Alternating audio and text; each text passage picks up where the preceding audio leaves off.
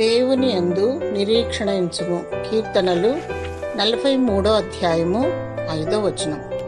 మనుషులను నమ్ముకొనక దేవుని యందు నిరీక్షణ కలిగి ఉండాలి. నీ ప్రతి సమస్యకు పరిష్కారమగును. మనుషులు వట్టి ఊపిరిని పోలి ఉన్నారు.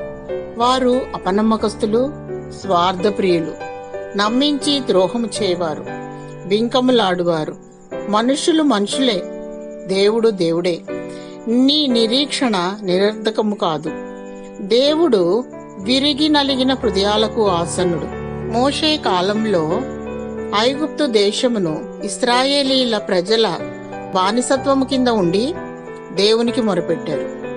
నిరీక్షణతో విడుదల కొరకు ఎదురుచూశారు. దేవుడే సాక్షాత్తుగా దిగివచ్చారు. వారి నిరీక్షణ ఫలించింది.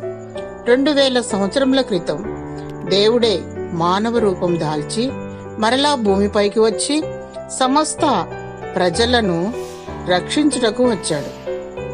సుమయోను నిరీక్షణ ఫలించింది. దేవునికి మొరపెట్టుము, నిరీక్షణ కలిగి ఉండుము. దేవుడు నిన్ను రక్షిస్తాడు, స్వస్థపరుస్తారు.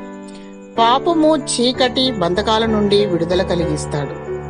మధ్యాకాశమునకు ప్రభు అయినటువంటి యేసుక్రీస్తు వధువు కొరకు రానయున్నాడు. 1000 ఏండ్ల పరిపాలనలో నిన్నుంచుతాడు. నిత్య జీవము నీకు దయచేస్తాడు. దేవుడు నిన్ను కరుణించి దీవించునుగాక. ఆమేన్.